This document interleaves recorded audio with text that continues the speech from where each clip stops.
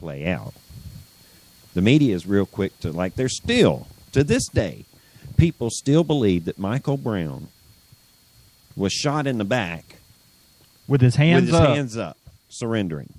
Mm-hmm. Even though the autopsy said no, that's not what happened. Even though, the grand jury released all those eyewitness statements, that no, he was trying to beat that cop. The media started immediately painting this poor, defenseless, young and upcoming young man. And in reality, he was like a little, wannabe gangbanger and, selling dope here and there, strong arm robbery down the road over a pack of some Swisher Sweets. And this Freddie Gray wasn't a saint anyway. I mean, arrested he didn't deserve 20 times in 6 years. He didn't deserve to die. Let's be clear about that. But there's no evidence to say a police officer laid a hand on him. None. You know what there is, though? The Freedom of Information Act it's pretty neat, because due to that, the documentation has come out. It's like an inmate report. When an inmate has to tell something official. Right. All right. Well, he was in the van with another inmate that was being transported at the same time. Now, the other inmate could not see him. All right. But he could hear what was going on next to him. Right. Right. He could hear the guy flinging himself into the sides of the van. And this was not even told. The van hadn't even started moving yet. Yeah, but they didn't even tell, the police department didn't tell anybody about this particular report. It came out as a result of a search warrant, from the investigation into this. Mm-hmm. It's no wonder the policemen are going, we don't know. We don't know what happened. You also find out that the guy had some serious spinal work done. All right. And that the wound on his neck is consistent with the bolts on the van. Now, they have not released the forensic results from the van, because, they'll have to spray that thing down. Everybody watch CSI and all that. Y'all know how it goes. Y'all watch Bones. They hadn't, released all of that. But wouldn't it have been nice for people to have waited and see how this plays out? And maybe people might use some common sense and go, maybe we was a little hasty. Instead of burning down the CVS, what good did that do? And not just setting it on fire, but then going and stabbing the fire hose when the firemen were trying to put the flames out. I mean, come on, man. In Time Magazine, did you see the cover of Time Magazine? No, I haven't seen a cover of Time Magazine, I'm proud to say, in probably 10 years. It's like they're putting up pictures of Detroit and Watch, saying it's like the 60s all over again. No, it's not, man. Look, people, I guess me and Casey have to consider ourselves to be part of the media, the new media anyway. But you can't just listen to what the media says. Me and Casey tell you all the time, don't believe a word we say. Please don't listen to us when it comes to this. Don't take our word as gospel. Do your own research. Go out. This stuff is so easy to find. Well, if we can find it, it is. I mean, come on. I mean, man, I didn't even have to get out of my chair to find it. But you can't just fall for the narrative that the media is putting out there, because it's 99% of it is pure crap. It's never how they say it is. It's very strange. I was looking at a thing on Facebook this week, and this guy is going off on conservatives and people that watch Fox News, that they are what is wrong with this country. And he starts spouting off about how it's the conservatives that hate the poor. It's the conservatives that hate everyone who's different. I was so glad to see you write that article saying, let's just put this all out here. All right, we don't want to be called conservative anymore, because that name is crap. Well, the people who are calling themselves conservatives most of the time now are really just closet progressives. When in reality, Casey, what are we? We are liberals. We are classical. Always have been. Always have been. See, conservatives, like a bunch of cowards, when the left said, no, we're liberals, we said, okay, we'll just take another name. We'll call ourselves conservatives because we want to conserve what was valuable in the Constitution and the founding of our country. It was a gutless move.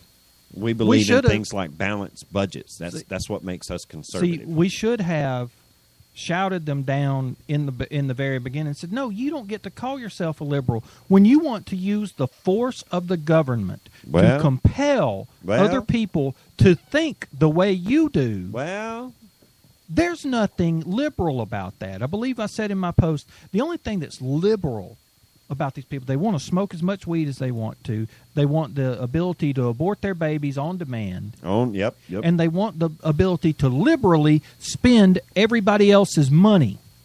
And then make them feel guilty about it. So, no, you folks, you progressives out there, you don't get to call yourselves liberal. Yeah, you can do it, but it don't stick. The word liberal, when applied to you, has to have quotation marks around it. Because you're not liberal. And you don't love other people more than us, quote-unquote, conservatives do. Because, see, all of our solutions have a historic track record of producing positive results and lifting people out of poverty. But when you want to see what progressive policies, these quote-unquote liberals, you want to see the results of their policies, look at Baltimore. Look at Ferguson, Missouri. Look at Detroit. Look at Detroit. Chicago. Look at the entire state of California. It's broke. They're rationing water in California because the progressive policies decided, or the progressive politicians decided they couldn't actually build all the reservoirs that they had already taxed the crap out of people to get the money to build. No, more progress had to be made. So now California is out of water. Look at Atlanta. Look at Birmingham, Alabama. Oh, Lord. Birmingham, one of the largest bankruptcies in American history. Look at the city of Memphis, Tennessee. Ooh. I lived there for 10 years. I can tell you, I can speak with some authority. That city is run by Democrats. It's Democrats in the courthouse. It's Democrats in the mayor's office. It's Democrats everywhere you look in a position of power. But see, in the city of Memphis. But see, wait though. It's not just Democrats that have that quote-unquote liberal or the progressive aspect about them. Because right here in our own home state, we have a Republican, a quote-unquote Republican conservative that sits in our governor's office.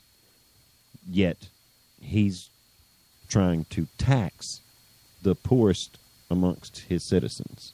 Yeah. See, the for those of you who don't know, that don't live here in Alabama, and this stuff, usually doesn't make it into the national news because, hey, let's face it, the rest of the country doesn't care what happens in Alabama. Well, okay. So our governor, our state is facing about a $250 million shortfall in its funding. So our governor, who calls himself, he's a Republican, calls himself a conservative.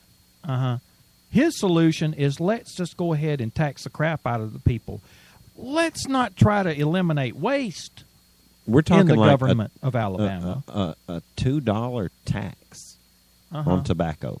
Now, that's where when I say the poorest among us. And sales tax. Oh, man. Let's increase the sales tax. See, in Alabama, you pay sales tax on groceries here. We're one of the most backward states when it comes to that sort of thing. But, hey, man, it's good Republicans trying to run our state right now. Yeah. They're as progressive as everybody else because the only thing they can think of to do is throw some taxes on people. That's right. Now, we have another Republican in the Senate who I don't like the guy, but he is at least proposing a state lottery, which is sort of a tax, but at least it's voluntary. Yeah. Nobody puts a gun to your head and forces you to buy a lottery ticket. And from the studies that he's shown, hey, this could help as far as the state's government. But what people like Marty and I would like to see is, why is the government in Alabama so darn big anyway? Ain't that we the ain't got truth? that many people in the state, for goodness sakes. Well, this is not the most heavily populated state in the Union. Wow. We got a lot of empty land here. But we got a lot of government here. We got a lot of government. We got a lot of poor people. Yeah. Now, see, I look at those two things and I say, maybe if we had less government, we might have less poor people. Well, now this is where people are going to argue with you, because another thing, take Alabama again, for example, as far as progressive policies go, one of their main things is the government will give you a job, right? Now, in this state, we have a humongous federal government footprint. Oh, yes. The federal government is the chief employer in this state. Which I've always said is a very bad idea. It is a horrible idea. Instead of allowing the free market to do its thing and let, small businesses grow into larger businesses and sprout smaller businesses, no. The government will come in. We'll put you guys to work doing something, say, building tanks or something. And the state government, who hates to see any jobs lost, but hey, this big government deal, the feds, okay, they're employing people in where we live, building tanks. That's what and you stuff aspire like to do, though. Where we're in this part of the country, one of the things that Mama and Daddy's going to tell you, you need to get you one of them government jobs. Well, yeah, but see, here's the thing, though. A couple years ago, the EPA decided to up its carbon rules without any scientific background. Right. They just decided that all these plants, like the ones that make brick, they have to go from taking 95% of the carbon out of their smokestacks before the stuff's released into the air, and go to taking out 99%, which costs the state some jobs, because the brick factories down in South Alabama had to shut down because they couldn't afford to go and take 99% of the carbon out. It was too much of a financial burden, so they had to shut down. So the federal government, it giveth, but it taketh away at the same time. One of the other things that the federal government took away, it helped build this state, steel. Plain and simple. Well, steel.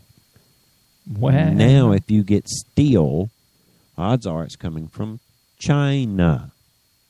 Whereas we had lots of steel. Boy, this town used to be a steel town. That's all you could. I mean, there was steel plants like on every corner, and that's where people went to work. They went to work in foundries and machine shops, and because there was steel being manufactured in this town.